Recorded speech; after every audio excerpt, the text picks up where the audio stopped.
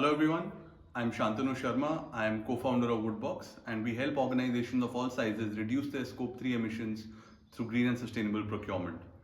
On this channel, we talk about everything related to climate change, climate action, sustainability, what companies and organizations are doing to adopt green procurement for reducing their carbon footprints.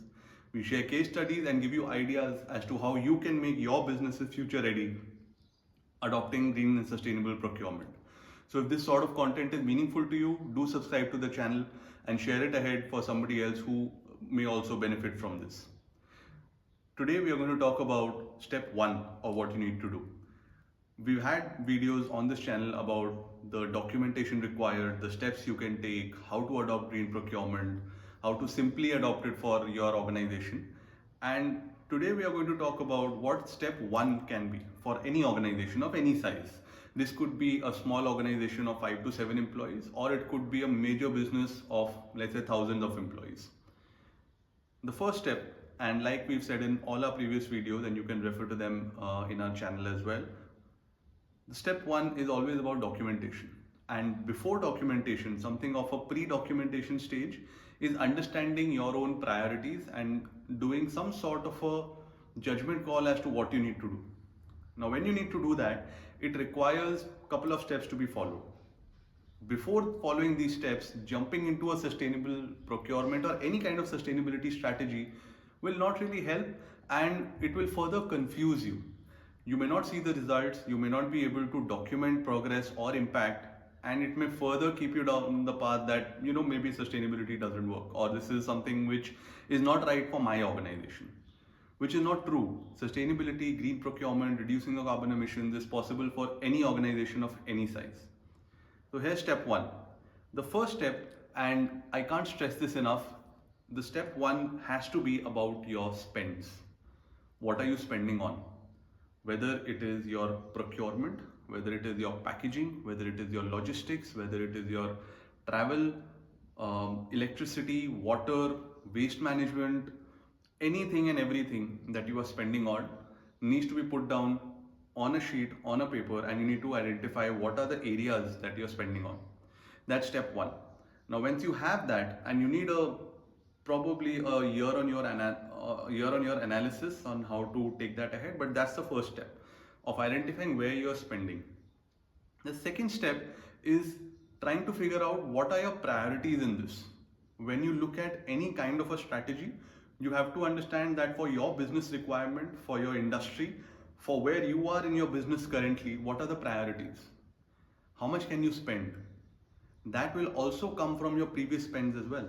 So if you spend a certain amount of money on electricity consumption, on waste, on water, on procurement, on logistics, etc., you'll be able to figure out where are your major, so as to say, cost bubbles around. And this is data which is not difficult to handle. It is just that you've not looked at it from this point of view.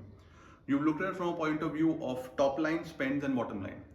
What I am saying is trying to look at the middle part of it, where you're spending, and taking it out and figuring out where you're spending individually. This can help in your sustainability strategy, and this can help you in adopting green procurement more successfully. Because you'll be able to figure out what are the areas you're spending maximum on. Can you reduce spend anywhere? It could be ideas like, how can I reduce my waste production, or how can I not reorder things again and again and probably waste them away? Is there any way I can optimize my electricity consumption? Is there any way I can switch from one product to another? These are things which will help you and which will come up as ideas once you look at this data. Once this data is in place for you, you then get into the documentation part of, okay, based on this data, what are my requirements and what are my goals that I'm going to set? As an example, if my procurement costs me about 100 rupees and it lasts for a certain amount of time and then I have to spend 100 rupees again, my goal is I should be spending 60 rupees or 70 rupees or 80 rupees and spend it at a later date. Now, these can be goals for you, and I'm giving a modular goal here because I don't know your exact industry. But if you want specifics, you can always reach out to us and we'll be able to help you with making a strategy which is meaningful for you.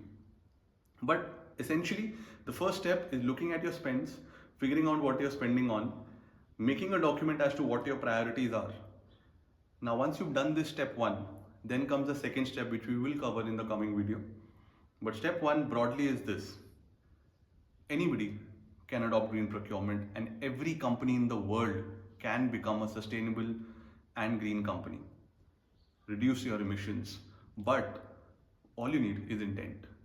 And after the intent, going from 0 to 1 or taking the first step is critical, is important, and that is why I thought this video on step 1 of what you need to do is important.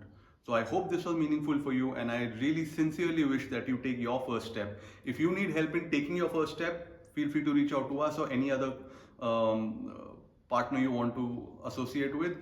Data management and keeping everything on one platform is always helpful, so try to explore that. We can also help you there. Thank you for watching this video, and do subscribe to the channel, like this video, share it ahead with somebody for whom it may be meaningful.